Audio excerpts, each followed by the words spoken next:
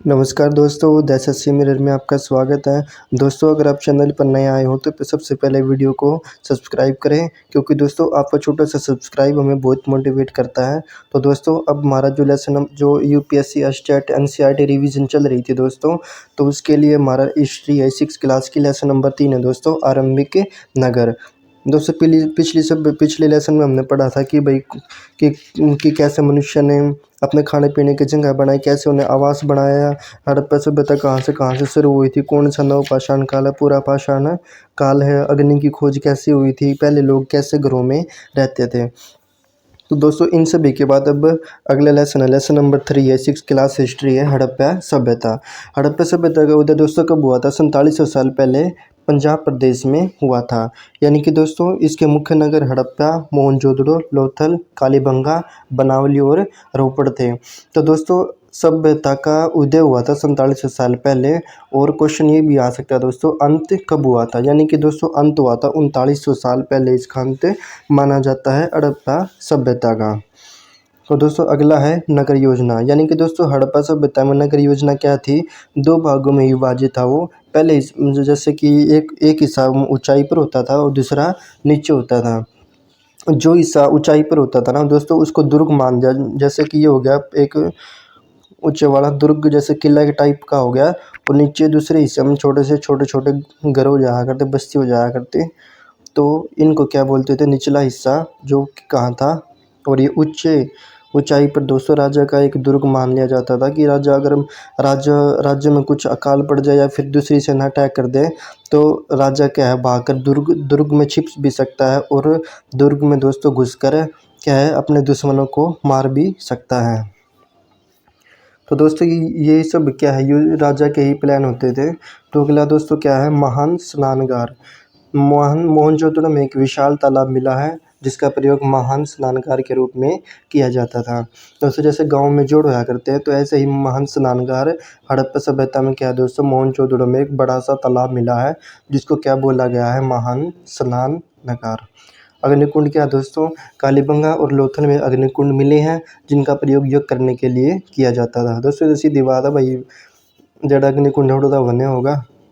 भवन, हड़प्पा काल के भवन मकान ईंटों से बने होते थे। घर आमतौर पर 1 या 2 मंजिले होते थे। घर के आंगन के चारों ओर कमरे बनाए जाते थे। यानी कि दोस्तों कोई मतलब पक्की ईंटों से बने हुआ करते पहले के घर। और क्या है, घर आमतौर पर 2 मंजिले होते थे। एक मंजिल यहाँ पे आ गया, दूसरा यहाँ पे आ गया, और बीच में जो लॉबी बन जाया करती दोस्तों। आंगन के क्या है, चारों ओर कमरे बना दिए जाते थे ऐसे। तो दोस्तों ऐसा कुछ था, उनके जो पहले के जो आर्किटेक्ट थे ऐसे डिजाइन बनाते थे। तो सड़कें क्या हैं दोस्तों, हड़क्का में सड़कें चौड़ी होती थी और पक्की ईंटों से बनी होती थी दोस्तों। यानी घर अगर पक्की ईंटों से बने हो रहे हैं, तो सड़क भी क्या है दोस्तों, पक्की ईंटों से बनी है। सड़क के साथ नाले भी बने होते थे दोस्तों। बिल्कुल पूरी मान सकते हैं कि हड़प्पा सभ्यता पूरी शहरीकरण सभ्यता है, बिल्कुल डेवलपमेंट कह सकते हैं दोस्तों एक प्रकार से। तो दोस्तों यहाँ पे थोड़ा सा मैप दिया गया है। जैसे गुजरात की साइड क्या है दोस्तों, लोथल है, और सुरकोतड़ा ऊपर की ओर चला गया, जोहनदड़ो, मोहनजोदड़ो, ऐसे देख सकते हो दोस्तों आप मैप को भी। तो दोस्तों आगे शुरू करते हैं। अगर वीडियो आपको अच्छे से लाइक आ रही है, समझ आ रहा है, तो वीडियो को एक छोटा सा लाइक ज़रूर दीजिए। और दोस्तों सब्सक्राइब जरूर कीजिए, क्योंकि दोस्तों ये एनसीईआरटी सीरीज चल रही है 6 से 12 तक। अगर आपको कोई भी डाउट हो, कमेंट सेक्शन में आप बता सकते हो। तो दोस्तों अगला है जो है नगरीय जीवन। हमने दोस्तों वहाँ पे देखा कि भाई कैसे कैसे लोग पक्की ईंटों के घर बना करते, पक्की ईंटों की सड़क थी, यानी कि पूरा बड़ा तालाब स्नान घर था। तो अब नगरीय जीवन कैसा है दोस्तों, भिन्न प्रकार के लोग क्या व्यवसाय करते थे। क्या है दोस्तों, अपना कुछ न काम धंधा करेंगे। शासक थे, लिपिक थे, शिल्पकार थे, साधारण लोग नगरों में रहते थे। शिल्पकला दोस्तों, हड़प्पा में शिल्पकला बहुत ही विकसित थी। पत्थर थे, शंख, तांबे, कांसे, सोने, चांदी जैसी धातुओं से बनाई गई अनेक चीज़ें मिली हैं। ये बढ़िया शिल्पकारी के नमूने हैं। फेयंस, बालू। अब देखो फेयंस क्या है दोस्तों, फेयंस क्या है, बालू या स्फटिक पत्थरों के चूर्ण को गोंद में मिलाकर एक कृत्रिम घोल तैयार किया जाता था, जिसे फेयंस कहते थे। इससे वस्तुएं बनाई जाती थी। यानी कि दोस्तों बालू या कोई स्फटिक, कोई छोटे छोटे पत्थर होते थे दोस्तों, इनको चूर्ण में जैसे गोंद, जैसे कि ग्लू होता है उसमें चिपका, उसमें मिलाकर एक घोल तैयार किया जाता था जिसको फेन्स कहते थे। तो दोस्तों ये थोड़ा सा इम्पोर्टेंट है, फेन्स के बारे में पूछ भी सकते हैं कि फेन्स क्या है, तो दोस्तों हम आसानी से बता सकते हैं। अब दोस्तों कृषि के बारे में, कृषि क्या है? कृषि काल में लोग गेहूँ, जौ, दालें, मटर, धान, तिल और सरसों का उत्पादन करते थे। तो यानी कि दोस्तों इसमें धान है, चावल भी है, तिल भी है और मटर भी है। हड़प्पा सभ्यता का अंत, यानी कि दोस्तों 3900 साल पहले हड़प्पा सभ्यता का अंत हो गया था। और कैसे हुआ? जंगलों के विनाश से, सूखा, बाढ़ आना या किसी महामारी का फैल जाना इस सभ्यता के पतन का संभावना कारण। यानी कि दोस्तों कुछ लोग कहते हैं कि भाई जंगलों का विनाश हो गया था तो सारे छोड़ के चले गए थे, सूखा अगर बाढ़ आ गई थी तो कोई न कोई की महामारी आ गई थी, जैसे अब कोरोना चल रहा है। तो ऐसे ही कुछ कंडीशन हो गई थी वहाँ पे, इस सिचुएशन बदलती जा रही थी। तो हड़प्पा सभ्यता का अंत 3900 वर्ष पहले ख़त्म हुआ माना जाता है। और यानी कि दोस्तों अब हड़प्पा सभ्यता का उदय कब हुआ था? 4700 साल पहले। और अंत कब हुआ था? 3900 साल पहले। ये बहुत ही इंपॉर्टेंट है दोस्तों, थोड़ा सा इसको ध्यान से देखते रहिए। अगर वीडियो को ध्यान से देखते रहिए और समझते रहिए, आपको कोई भी ऐसा पॉइंट नहीं है कि आपको समझ नहीं आए। तो दोस्तों ये तो थोड़ा सा ब्रीफ इंट्रोडक्शन था, हमें पूरा चैप्टर पढ़ने की ज़रूरत नहीं है, बस जो मेन लाइन हम पढ़ लेना दोस्तों, तो ही पूरा चैप्टर पढ़े के बराबर माना जाता है ये भी, क्योंकि मेन लाइन हमने पढ़ लिया और वहीं से क्वेश्चन आएंगे और वो हमने अब याद भी कर लिए और देख भी लिया है। तो दोस्तों ये तो कुछ टेक्सचुअल क्वेश्चन है, तो ये तो कुछ आएगी ना एग्ज़ाम में। हमारा उद्देश्य केवल क्या है दोस्तों कि थोड़ा सा ब्रीफ इंट्रोडक्शन है ना, वन लाइनर जीके करवाना और मल्टीपल चॉइस क्वेश्चन करवाना, इतना बहुत है दोस्तों। आप क्या पता इनमें से कोई क्वेश्चन घूम जाए और इनमें से ज़रूर कोई ना कोई क्वेश्चन ज़रूर आएगा।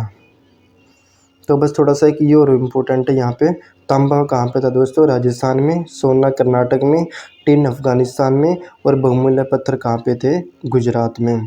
तो इनसे कोई ना कोई क्वेश्चन ज़रूर बनेगा, तो इसको ध्यान से देख लीजिए आप। तो दोस्तों हड़प्पा के लोगों के लिए धातु लेखन पहिया और हल क्यों महत्वपूर्ण थे? तो दोस्तों ये भी बहुत इंपॉर्टेंट है क्वेश्चन है। इसमें क्या है? धातुएं, हड़प्पा लोग धातुओं का प्रयोग बर्तन और आभूषण बनाने के लिए करते थे। तो पहला पॉइंट तो ये है दोस्तों, आभूषण और बर्तन बनाने के लिए धातुओं का प्रयोग किया जाता था। तांबा, टिन और सोना इन लोगों के लिए प्रमुख धातुएं थी। अब लेखन क्या है दोस्तों? हड़प्पा के लोगों की अपनी एक विशेष लिपि थी। हड़प्पा से मिली अवशेष इस लिपि के बड़े बड़े अक्षरों को क्या है दोस्तों पत्थरों में खुदा पाया जाता था। दोस्तों ये पत्थर लिखा हुआ है यहाँ पे, पत्थरों में खुदा पाया गया है, इस प्रकार की लिपि मोहरों में छपी मिली है। और पहिया दोस्तों आपको पता है गाड़ी खींचेंगे और तो कुछ है नहीं, इसकी सहायता से मिट्टी के बर्तनों को गोल करने में भी काम करते थे। हल से भूमि जुताई की जाती थी। पक्की ईंटों से बने खिलौने बच्चों के खेलने के काम आते थे। तो दोस्तों उम्मीद है कि आपको समझ में भी आ रहा होगा। तो ये तो क्वेश्चन दोस्तों आप पढ़ भी सकते हो, आसानी से देख भी सकते हो, इनका कोई ज़रूरी नहीं है। तो अब मेन पॉइंट आ गया यहाँ पे, अति लघुत्रात्मक यानी कि दोस्तों वन लाइनर जीके, जैसे कि हमने बताया आपको वन लाइनर जीके और क्या है दोस्तों और मल्टीपल चॉइस क्वेश्चन, ये हम आपको पूरा करवाएंगे। बिल्कुल हमारे साथ जुड़े रहिए, वीडियो को लाइक करें, सब्सक्राइब करें। अब दोस्तों शुरू करते हैं। हड़प्पा तथा मोहनजोदड़ो किस देश में स्थित है दोस्तों? पाकिस्तान में। कौन से देश में दोस्तों? पाकिस्तान में। हड़प्पा काल की लिपि को किस नाम से जाना जाता है दोस्तों? चित्रलेखन को। एक होता है दोस्तों शैल लेखन। शैल लेखन क्या होता है दोस्तों? जैसे कोई गुफा होगी, गुफा के अंदर चित्रकारी हो जाती है, तो उसको क्या बोलते हैं दोस्तों? शैल लेखन। गुफा के अंदर की गई चित्रकारी को क्या बोलते हैं? शैल लेखन। और हड़प्पा काल की लिपि को किस नाम से जाना जाता है? चित्रलेखन। तो दोस्तों थोड़ा सा मिलता जुलता है, लेकिन इनमें आप डिफरेंस समझिए तो ही यहाँ पे कॉन्सेप्ट क्लियर होगा। हड़प्पा संस्कृति के 3 शिल्पकार के नाम लिखो दोस्तों। कुम्हार, बढ़ई और जुलाहा। कुम्हार दोस्तों जो मिट्टी के घड़े बनाता था, बढ़ई दोस्तों जो लकड़ी का काम करता था, और जुलाहा यानी कि दोस्तों जैसे कि सोड़गुदड़ो यानी कि रजाई का सीलता था। मोहनजोदड़ो का क्या अर्थ है दोस्तों? मृतकों का टीला, क्योंकि दोस्तों यहाँ पे जो मृतकों के बहुत से लाश भी पाई गई हैं यहाँ पे, तो इसलिए मोहनजोदड़ो को क्या बोलते हैं? मृतकों का टीला। हमने पिछले अध्याय में भी ये भी पढ़ा था कि दोस्तों जब कोई मुर्दा आदमी को दफनाया जाता है तो उसके साथ क्या है, खाने पीने की वस्तुएं रखी जाती थी और क्या है साथ में क्या है कि बकरी भी रखी जाती थी ताकि उसको मुर्दे को भूख लगे तो वो उस बकरी को खा ले, या फिर कोई खाद्य सामग्री है दोस्तों उसको खा ले। पिछले अध्याय में हमने दोस्तों यही पढ़ा था, बिल्कुल आप देख भी सकते हो प्रीवियस जो वीडियो है लेसन नंबर 2 की।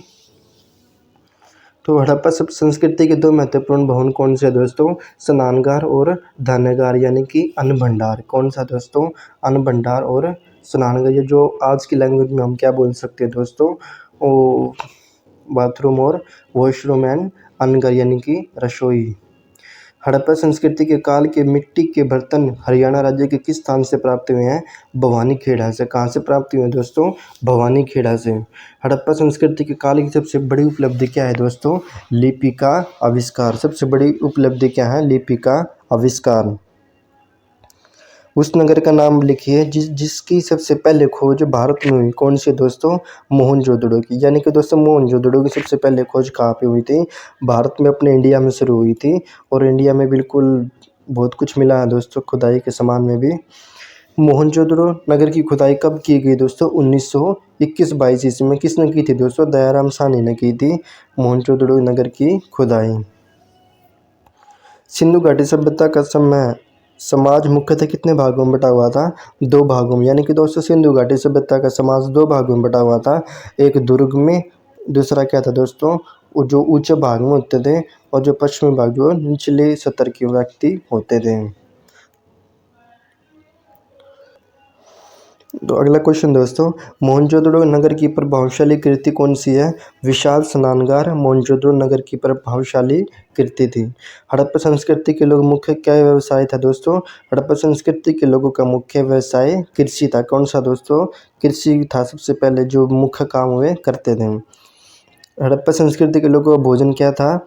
भोजन में गेहूँ, चावल, दूध, दही बनी वस्तुएं और क्या है, मांस, फूल, फल, सब्जियों का प्रयोग करते हैं। यानी कि दोस्तों जो भी इनको फंसता था वो उनको खा लेते थे, चाहे वो कच्चा हो, पक्का हो, चाहे मांस हो, चाहे सब्जी हो, चाहे दूध हो, चाहे चावल हो दोस्तों। मतलब कि बिल्कुल सभ्य आदमी थे, आराम से मतलब कि बढ़िया तरह जीवन जी रहे थे अपना। हड़प्पा सभ्यता के नगरों के निर्माण कब हुआ दोस्तों?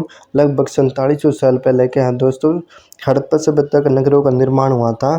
और इसके साथ साथ हड़प्पा सभ्यता का अंत कब हुआ था दोस्तों? कब हुआ था? आप थोड़ा सा मन में सोच कर बताओ, कब हुआ था? 3900 साल पहले। कब हुआ था? 3900 साल पहले। तो दोस्तों आप देख सकते हो। अब क्या है, हड़प्पा संस्कृति के कुछ नगरों के नाम लिखिए। ये तो आप वैसे भी आसान है क्वेश्चन दोस्तों। अब हम चलते हैं मल्टीपल चॉइस क्वेश्चन, यानी कि नहीं, या वन लाइनर जीके, वहाँ पे हम शुरू करते हैं। एक ही बीच में ये भी थोड़ा सा इम्पोर्टेंट है दोस्तों, हड़प्पा सभ्यता के नगर निर्माण विशेषताओं का वर्णन कीजिए। क्या है दोस्तों? दुर्ग या नगर ऊंचा भाग था, इसमें विशाल भवन, कारखाने, स्नानगार थे। नगरीय विभाजन 2 भागों में था, दुर्ग तथा सामान्य नगर। दुर्ग दोस्तों जो राजा के लिए स्पेशल होता था, और सामान्य नगर यानी कि जो सारे जो भी वासी थे, प्रजा होती थी दोस्तों, वहाँ पे रहते थे। तो आगे देखते हैं दोस्तों, ये तो सब ठीक। अब शुरू करते हैं दोस्तों, परीक्षा शैली से पर आधारित बहुविकल्पीय क्वेश्चन, यानी कि दोस्तों ये इंपॉर्टेंट क्वेश्चन है। हड़प्पा सभ्यता के नगरों का विकास कब हुआ दोस्तों? 4700 साल पहले। हम बार बार पढ़ते आ रहे हैं दोस्तों इनको। कब हुआ था? 4700 साल पहले। और अंत कब हुआ था? 3900 साल पहले। क्या दोस्तों? अंत हो गया था हड़प्पा सभ्यता का। हड़प्पा नामक पुरास्थल अब किस देश में दोस्तों? हड़प्पा नामक पुरास्थल अब किस देश में दोस्तों? इसका सही आंसर क्या है दोस्तों? पाकिस्तान में। कहाँ पे दोस्तों? पाकिस्तान में। अब का हड़प्पा सभ्यता पाकिस्तान में। हड़प्पा के नगर कितने हिस्सों में विभाजित थे दोस्तों? 2 हिस्सों में थे, एक दुर्ग था, एक सामान्य नगर था। उम्मीद है दोस्तों आपको समझ में आ रहा है अच्छे से। और एक बिल्कुल दोस्तों वीडियो को सब्सक्राइब जरूर कीजिए, क्योंकि आपका एक छोटा सा सब्सक्राइब दोस्तों हमें बहुत मोटिवेट करता है। तो ऐसे ही वीडियो से जुड़े रहिए, वीडियो को लाइक करें। तो आगे अगला क्वेश्चन क्या है दोस्तों, हड़प्पा के नगरों का ऊंचाई वाला भाग कहलाता था? क्या कहलाता था दोस्तों? दुर्ग कहलाता था। क्या कहलाता था? दुर्ग। अगला क्वेश्चन, चौथा क्वेश्चन दोस्तों, हड़प्पा के नगरों का ऊंचाई वाला भाग दुर्ग कहलाता था। हड़प्पा के नगरों के निचले और बड़े वाले हिस्सों को क्या कहते थे दोस्तों? निचले और बड़े वाले हिस्सों को क्या कहते थे? निचला नगर। क्या बोलते दोस्तों? निचला नगर। ए, बी और डी बिल्कुल गलत आंसर दोस्तों। सही आंसर क्या है? निचला नगर। महान स्नानघर मिला है दोस्तों। महान स्नानघर कहाँ पे मिला है दोस्तों? बिल्कुल सही आंसर आपका 6 का क्या है? बी आंसर है, मोहनजोदड़ो में। कहाँ मिला है? मोहनजोदड़ो में। अग्निकुंड कहाँ मिले हैं दोस्तों? अग्निकुंड कहाँ मिले? सातवें का क्या आंसर दोस्तों? ए आंसर है, लोथल में मिले हैं अग्निकुंड, जिसमें दोस्तों ये राजा होते थे, मंत्री होते थे, हवन करते थे मिलके। तो कहाँ मिले दोस्तों? अग्निकुंड लोथल में। दोस्तों बहुत ही इंपॉर्टेंट क्वेश्चन है, इनसे कोई ना कोई क्वेश्चन HSSC में, कैट में या फिर प्रीवियस में जो भी कहीं ना कहीं पूछे जा रहे हैं दोस्तों। ये क्वेश्चन बिल्कुल NCERT बेस है दोस्तों, कोई ऐसा नहीं कि बाहर से बने हुए क्वेश्चन ये। अगर आपको ये अच्छे से आ रहे हैं दोस्तों, आपको NCERT पढ़ने की पूरी ज़रूरत नहीं है। तो बस आप ये मल्टीपल चॉइस और वन लाइनर ध्यान से पढ़ते रहें, देखते रहें, हमारे साथ बने रहें, तो आपको दोस्तों बिल्कुल बहुत गहराई से तक हम आपको सिखा देंगे। हड़प्पा काल की प्रसिद्ध बंदरगाह थी दोस्तों। हड़प्पा काल की क्या है दोस्तों? प्रसिद्ध बंदरगाह क्या थी? 8वें का क्या आंसर है दोस्तों? डी आंसर है, लोथल में। क्या थी दोस्तों? लोथल में। तो 9th वाला क्वेश्चन दोस्तों, हड़प्पा काल में मोहरे और अन्य चीज़ों पर लेखन का कार्य करते थे। क्या है दोस्तों? हड़प्पा काल में क्या करते दोस्तों? लिपिक करते थे। क्या करते थे? लिपिक। किसका काम होता है दोस्तों? चीज़ों पर लिखने का, मोहरे लगाने का। तो लिपिक जो भी व्यक्ति थे दोस्तों, उनका ये काम होता था। बिल्कुल, किसान तो अपनी खेती करा करता, व्यापारी अपना व्यापार करते थे और शिल्पकार अपने पत्थर बनाते थे। तो एक ही बच गया दोस्तों, लिपिक। अगला क्वेश्चन, 10वां क्वेश्चन है दोस्तों,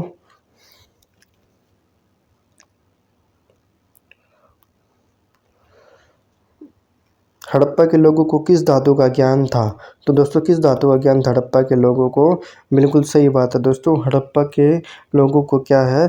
बिल्कुल कांस्य का भी ज्ञान था, तांबे का भी ज्ञान था और सोने का भी ज्ञान था। तीनों चीज़ों का ज्ञान था।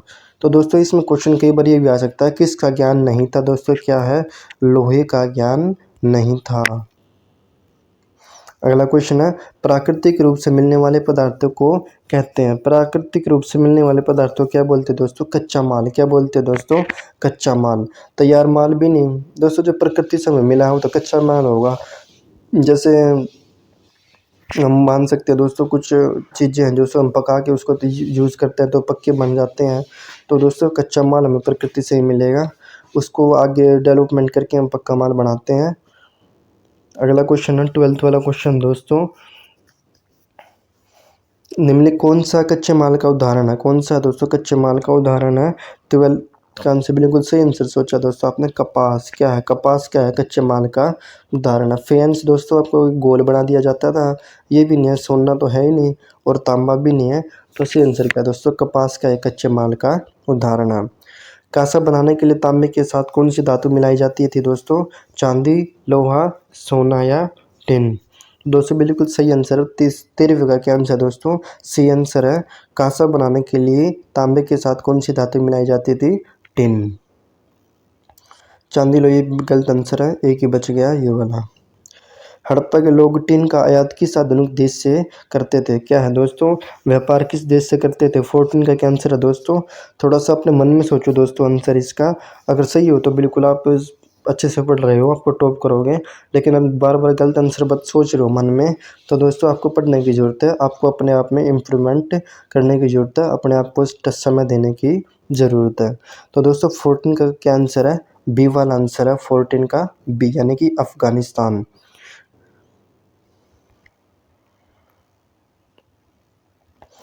बस दोस्तों 2-4 क्वेश्चन हो रहे हैं। अगला क्वेश्चन दोस्तों 15 वाला क्वेश्चन है, हड़प्पा के लोग सोना का आयात कहाँ से करते थे? दोस्तों सोने का आयात कहाँ से करते थे? कर्नाटक, बिहार, बंगाल, कंधार। तो दोस्तों हड़प्पा के लोग क्या है? सोने का आयात कर्नाटक से करते थे। कहाँ से करते थे? कर्नाटक से। और खिलौने किस चीज़ से बनाए जाते थे दोस्तों? पक्की मिट्टी, यानी कि जो मजबूत चीज़ होती थी दोस्तों, उनसे क्या है? खिलौने बनाए जाते थे। हड़प्पा के खिलौने किस चीज़ से बनाए जाते थे? पक्की मिट्टी से। तो धातु से तो दोस्तों वही बात है, केमिकल है कुछ और बना करते हैं, पत्थर से अपना कुछ और, मतलब कि वही बात है दोस्तों, पक्की ईंटों से क्या है खिलौने बनाया करते थे, ताकि क्या है बच्चे आराम से खेल लेना, उन टूट जाए तो दोबारा भी बन जाए, और मतलब कि रिसाइकल हो जा चीज़ें। लोथल नगर किस नदी के तट पर बसा है दोस्तों? लोथल नगर क्या है, किस नदी के तट पर है? 17 का डी आंसर है साबरमती पे। कहाँ पे दोस्तों? साबरमती पे। क्या है ये? अहमदाबाद के नज़दीक पड़ता है दोस्तों, गुजरात के थोड़ा सा साइड में है। लोथल नगर किस नदी के तट पर बसा है? साबरमती के। नर्मदा नहीं है दोस्तों, लूनी नहीं है, ताप्ती नहीं है, तो एक बच गया साबरमती।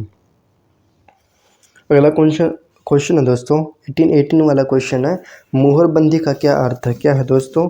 मोहरबंदी का क्या अर्थ है? तो मोहरों पर छाप लगाना, मोहरें सुरक्षित रखना, मोहरों का व्यापार करना, और नई मोहरें बनाना। तो दोस्तों मोहरबंदी का अर्थ क्या है दोस्तों? मोहरों पर छाप लगाना। ये दो बिल्कुल ए बी डी बिल्कुल गलत है दोस्तों आंसर। इसका सही आंसर क्या है? सी वाला है, मोहरों पर छाप लगाना। हड़प्पा सभ्यता का पतन कब हुआ दोस्तों? उदय हुआ था 4700 साल पहले, और क्या है, और पतन कब हुआ था? 3900 साल पहले। तो दोस्तों ध्यान से देखो क्या पूछा है, पतन पूछा है तो 39 सी वाला आंसर है, और उदय पूछा है तो 47 डी वाला आंसर है। तो दोस्तों आपको क्वेश्चन देखना पड़ेगा क्या पूछ रहा है, कहाँ से पूछ रहा है, और किस बारे में पूछ रहा है। तो दोस्तों अगर आप समझ के आंसर दोगे ना चीज़ का, तो दोस्तों बिल्कुल आपको कोई नहीं रोक सकता टॉप करने से। 21 वाला क्वेश्चन दोस्तों बी वाला है, क्या है, मिस्र की सभ्यता का विकास कब हुआ? 4000 साल पहले, 6000 साल पहले, 5000 साल पहले, 2000 साल पहले। तो दोस्तों सही आंसर क्या है? बी वाला है, मिस्र सभ्यता का उदय क्या है दोस्तों? 5000 साल पहले हुआ था। दो भी गलत है, चार भी गलत, और छः भी गलत है। तो अगला क्वेश्चन तो बिल्कुल खत्म होगा दोस्तों, दो ही क्वेश्चन रह रहे हैं। मिस्र की सभ्यता किस नदी के तट पर फली फूली? तो दोस्तों किस नदी के तट पर फली फूली? नील नदी के किनारे। क्या है दोस्तों? मिस्र की सभ्यता नील नदी के तट पर फली फूली। अमेजन भी गलत है, गंगा भी गलत है, और नाइजर भी गलत है। तो सही आंसर क्या है दोस्तों? मिस्र। और 23 लास्ट क्वेश्चन दोस्तों, अगर आपको वीडियो अच्छा लगा वीडियो को लाइक करिए, सब्सक्राइब कीजिए। और क्या है, मिस्र में राजाओं के मकबरे को क्या कहता था दोस्तों? मिस्र में राजाओं के मकबरे को क्या बोलते हैं दोस्तों? पिरामिड। क्या बोलते हैं?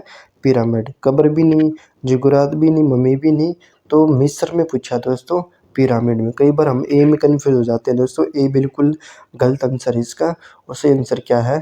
पिरामिड। तो दोस्तों ये थे कुछ मल्टीपल चॉइस क्वेश्चन थे दोस्तों, जो बार बार क्वेश्चन, क्योंकि दोस्तों एनसीईआरटी है दोस्तों, क्या पता एग्जाम में आप आज आ भी जा रही है, पूछी भी जा रही है। तो दोस्तों इतनी महंगी पुस्तकें खरीदने की वजह क्या है दोस्तों, आप यहाँ से पढ़ते रहें, हम आपको पूरा मटेरियल देंगे। अगर आपको पीडीएफ चाहिए तो कमेंट सेक्शन में बता दीजिए, हम आपको इसकी पीडीएफ क्या है टेलीग्राम पर वहाँ पे उपलब्ध कर देंगे। तो ऐसे लेटेस्ट वीडियो के लिए हमारे साथ जुड़े रहिए, वीडियो को लाइक करें, सब्सक्राइब करें। Thank you.